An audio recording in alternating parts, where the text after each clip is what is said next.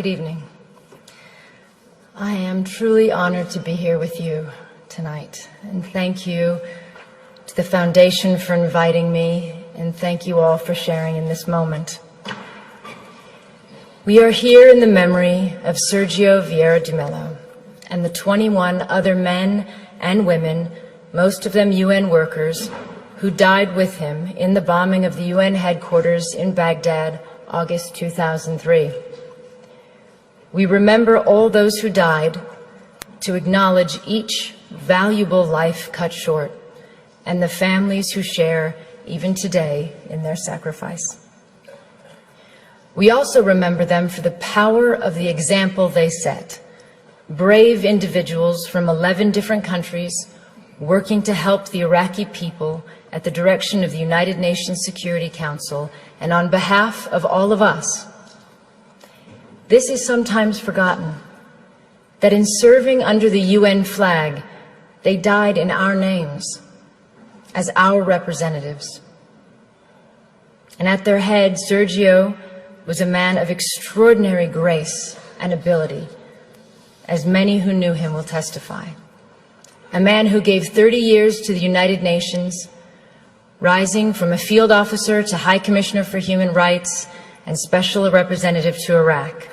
From Bangladesh to Bosnia to South Sudan to East Timor, he spent the majority of his career in the field, working alongside people forced from their homes by war and assisting them with his skill as a diplomat and a negotiator. Perhaps the greatest testament to his contribution is how much his advice would be valued today.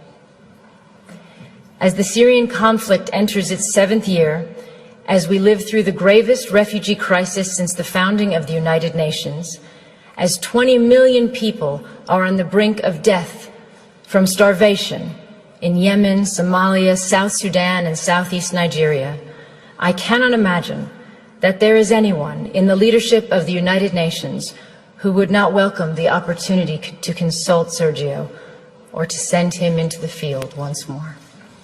He is truly missed. It is humbling for me to speak tonight in the presence of members of Sergio's family and his former colleagues. I never knew Sergio, but I have stood before the plaque in the place where he died. I felt profound sadness at the fact that the conflict in Iraq, the source of so much Iraqi suffering to this day, had claimed the lives of men and women whose only intention was to try to improve a desperate situation. But I also saw clearly the value and nobility of a life spent in service to others. Sergio was a man who never turned down an assignment, no matter how difficult and dangerous, or as others have put it, who handled one impossible task after another. He was a man, to borrow the words of Thomas Paine, whose country was the world, whose religion was to do good. He will always remain a hero and inspiration to all who follow in his footsteps. The UN's work did not end there, in the rubble of Canal House 14 years ago. Hundreds of UN staff have served and continue to serve in Iraq, as they do from Afghanistan to Somalia, because the task of building peace and security can never be abandoned, no matter how bleak the situation. My thoughts on Sergio's life and legacy derive from my 16 years with UNHCR, the agency he spent so much of his career serving and representing. But I also speak as a citizen from my country, the United States. I believe all of us who work with the UN preserve this duality. The United Nations is not a country. It is a place where we come together as nations and people to try to resolve our differences and to unite in common action. As a citizen, I find myself looking out on a global environment that seems more troubling and uncertain than any time in my lifetime. And I imagine many of you feel the same. We are grappling with a level of conflict and insecurity that seems to exceed our will and capabilities, with more refugees than ever before, with new wars erupting on top of existing conflicts, some already lasting decades. We see a rising tide of nationalism, masquerading as patriotism, and the reemergence of policies encouraging fear and hatred of others. We see some politicians elected partly on the basis of dismissing international institutions and agreements, as if our countries have not benefited from cooperation but actually been harmed by it. We hear some leaders talking as if some of our proudest achievements are in fact our biggest liabilities, whether it is the tradition of successfully integrating refugees into our societies or the institutions and treaties we have built rooted in law and human rights. We see nations that played a role, a proud role, in the founding of the International Criminal Court, withdrawing from it on the one hand, and on the other, we see arrest warrants for alleged war crimes issued but not implemented, and other crimes ignored altogether. We see a country like South Sudan, ushered by the international community into independence and then largely abandoned, not by the UN agencies and NGOs, but effectively abandoned without the massive support they need to make a success of sovereignty. And we see resolutions and laws on the protection of civilians and the use of chemical weapons, for instance, flouted repeatedly, and in some cases under the cover of Security Council vetoes, as in Syria. Many of these things are not new, but taken together and in the absence of strong international leadership, they are deeply worrying. When we consider this, all of this and more, as citizens, what is our answer? Do we, as some would encourage us to think, turn our backs on the world and hope that the storm will pass? Or do we strengthen our commitment to diplomacy and to the United Nations? I strongly believe there is only one choice, demanded by reason as well as by conscience, which is the hard work of diplomacy and negotiation and reform of the UN. This is not to say that in any way this is an easy road, and there are reasons for people to feel insecure today. The level of conflict and lack of solutions combined with the fear of terrorism, the reality that globalization has brought vast benefits to some and worsened the lot for others, the sense of disconnect between citizens and governments, or in some countries the lack of governance, the overall feeling that for all our gains in technology and connectedness, the less we are in control of forces shaping our lives.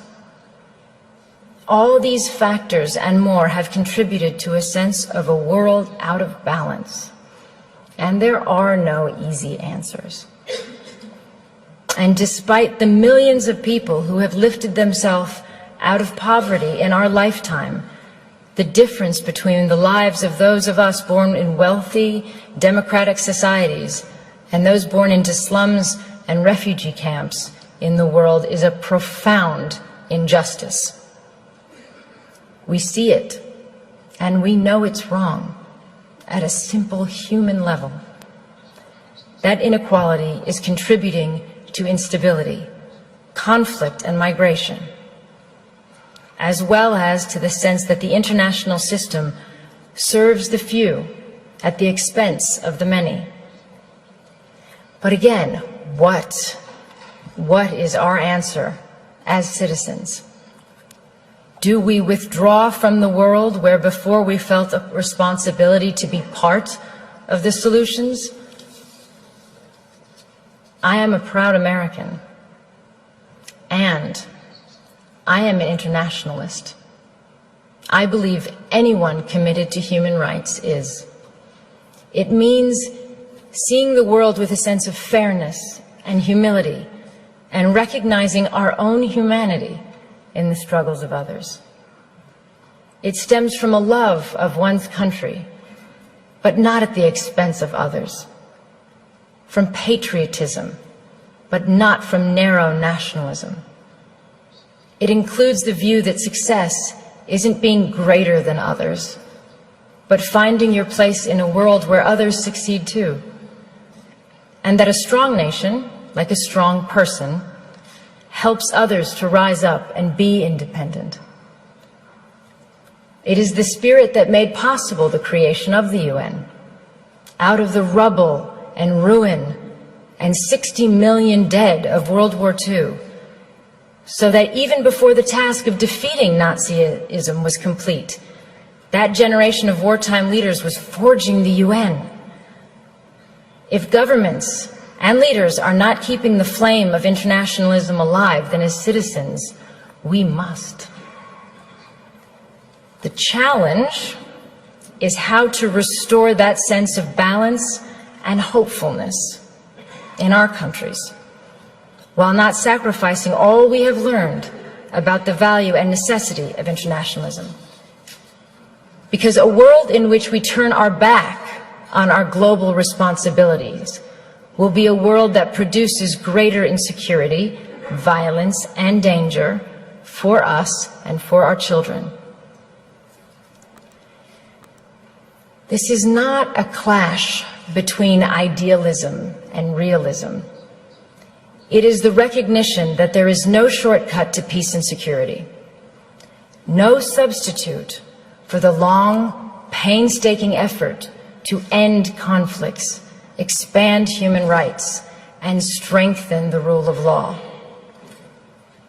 We have to challenge the idea that the strongest leaders are those willing to dismiss human rights on the grounds of national interests. The strongest leaders are those who are capable of doing both. Having strong values and the will to act upon them doesn't weaken our borders or our militaries. It is their essential foundation. And none of this is to say that the UN is perfect, because of course we know it is not. I have never met a field officer who has not railed against the shortcomings, as I imagine Sergio did in his darkest moments. And he, like all of us, wanted a UN that was more decisive, less bureaucratic, and that lived up to its standards. But he never said it was pointless, and he never threw in the towel. The UN is an imperfect organization because we are imperfect. It is not separate from us. Our decisions, particularly those made by the Security Council, have played a part in creating the landscape that we are dealing with today. We should always remember why the UN was formed and what it is for, and take that responsibility very seriously. We have to recognize the damage we do when we undermine the UN or use it selectively or not at all, or when we rely on aid to do the job of diplomacy, or give the UN impossible tasks and then underfund it. For example, today, there is not a single humanitarian appeal anywhere in the world that is funded even by half of what is required.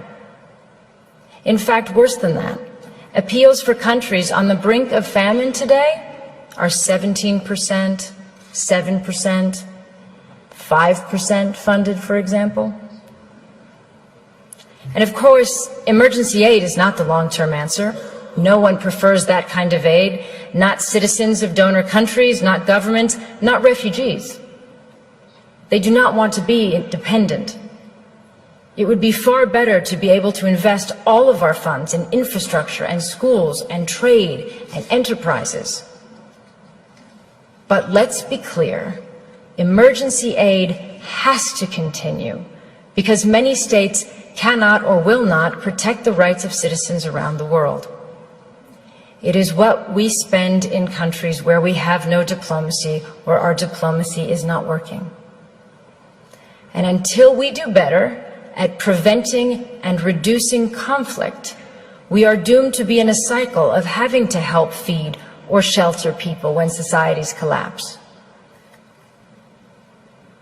As another legendary UN leader who was also killed in the line of duty, Dag Hammarskjöld, said, "Everything will be all right." You know when? When people, just people, stop thinking of the United Nations as a weird Picasso abstraction and see it as a drawing they make themselves. The UN can only change if governments change their policies, and if we, as citizens, ask governments to do that. It is moving if you think about it. We are the future generations envisioned in the UN Charter. When our grandparents resolved to spare future generations the scourge of war, as written, they were thinking of us. But as well as dreaming for our safety, they also left us a responsibility. President Roosevelt, addressing the US Congress in January 1945, 6 months before the end of World War II, said this: "In the field of foreign policy, we promise to stand together with the United Nations, not for the war alone, but for the victory for which the war was fought." And he went on, "The firm foundation can be built and will be built, but the continuance and assurance of a living peace in the long run must be the work of the people themselves." So today we have to ask ourselves if we are living up to that mission. They gave us the start. What have we done with it? It is clear to me that we've made huge strides, but our agreements and institutions are only as strong as our will to uphold them. If we do not, for whatever reason, we bequeath a darker, more unstable world to all of those who come after us. It is not for this that previous generations shed blood and worked so hard on behalf of all of us. The memory of those who came before us holds us true to our ideals, resting unchanged in time. They remind us who we are and what we stand for. They give us hope to stay in the fight, as Sergio did until his last breath. 14 years since his death, there is a stronger need than ever before for us to stay true to the ideals and purposes of the United Nations. That is what I hope his memory holds for us today. We cannot all be Sergios, but I hope all of us can determine that we shall be a generation that renews its commitment to unite our strength to maintain international peace and security, and to promote social progress and better standards of life and larger freedom. But in the final analysis, if we do not, even if that level of vision eludes us, and we continue to simply manage rather than overcome our generation's challenges, we just have to keep working, determinedly, patiently, and you can be certain that as you do, that you follow the example of one of the UN's finest sons, and that to do even a little of his good, to apply ourselves to the work he left unfinished, in whatever way we can, is a worthy task for all of us. Thank you.